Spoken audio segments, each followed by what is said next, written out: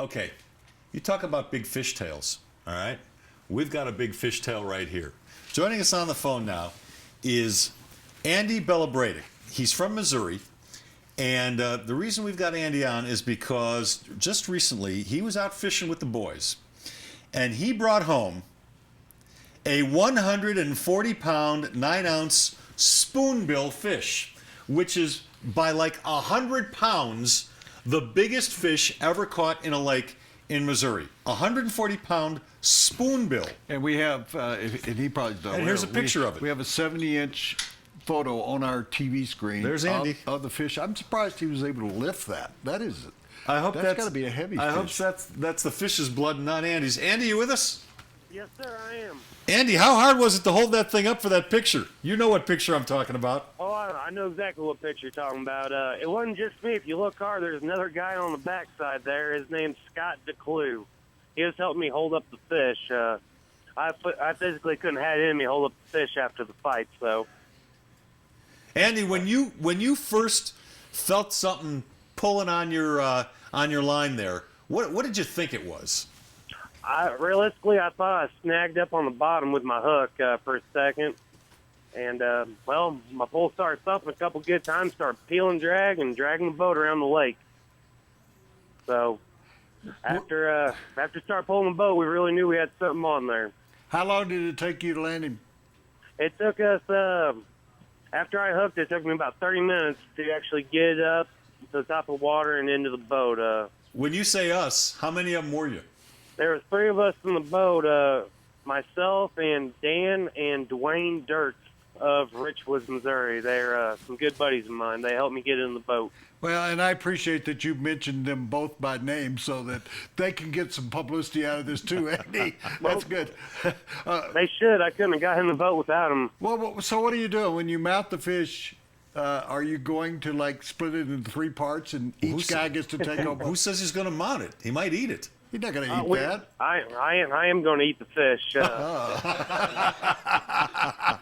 Well, I understand spoonbills. Is that what you call them? Paddlefish, spoonbills, something like that? Paddlefish, spoonbill. We also call them Missouri marlin around here. And you get caviar out of those, don't you? Yes, you can. I hear they go for $500 an ounce, but that's illegal to sell. So it's illegal to sell? Yes, sir. I'd find a way to do it anyway, Andy. Well, crossed my mind. Well, help me out here because I'm from Tennessee and I never saw a spoonbill or whatever the hell. It looks like a shark made. They're related to shark. A catfish is what it looks like. No, it's actually related to the sturgeon. That's why the caviar is so good out of them. Yeah. They're a distant cousin. It's actually a prehistoric fish. So what would I have eaten in my life that it would compare to? Chicken. Is that? Sturgeon actually tastes kind of a mixture between sturgeon and the firmness, a little bit of chicken. It's a delicious fish. Oh, well, I guess you're going to find out. Are you having a lot of people over? Or are you going to have it by yourself? Well, we're gonna have ourselves one hell of a fish fry coming up. So. Andy, what's the largest fish you've ever caught previous to this? The day before, I snagged a 36-pound spoonbill, and before that, it was about a 35-pound blue. Wow. What's the lake? Where is the lake? The lake is Table Rock Lake, and it is in the southwestern corner of Missouri, roundabout. It's actually split between Missouri and Arkansas. That's how big the lake is. Andy, I did a little research on it. They call these fish something like the dinosaurs of the fish world because they really haven't evolved all that much. I mean, what you see now is what they looked like about 4,000, 5,000, 6,000 years ago as well. Is that true? And how old are these fish? Because that thing had to be awfully old to be that big, right?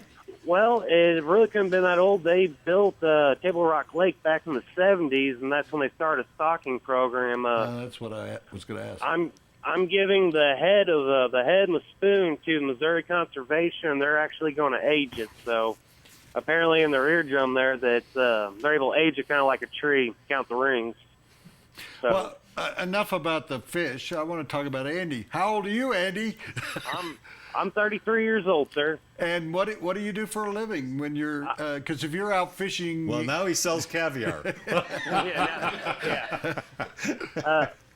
I work for a company called CG Powers in Washington, Missouri. I help build transformers for the electric companies. Well, I'd like to trade jobs with you. I think I'd No, do no, that. no, you don't.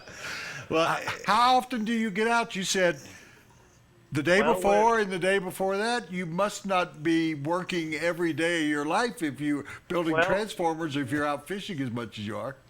Working here is usually a 6-day-a-week job. I actually had to take a vacation day to go out. I got off work second shift Thursday night, and we drove down and got about an hour's sleep and started snagging Friday morning. So, Well, it could be worse. You could be working the graveyard shift because I had to do that when I was a young man. That graveyard shift, happy hour at 7 o'clock in the morning, you're drinking shots because it's 11 to 7. That's why I call it graveyard. So the second shift's not that bad. You get out by 11:30, can't you, at night? yeah, 11:30, sometimes 1:30 at night. Just depends what the night is. Yeah. hey, Andy, really appreciate your time. Congratulations on the snag. And tell me, are you getting calls from the late night TV shows? Are you getting a lot of pub for this thing? I really don't do too much on the internet, so I don't go to Facebook and all the other Twitter stuff. My mom's sister have been really big into it. I'm just hoping maybe get a little kickback from the companies.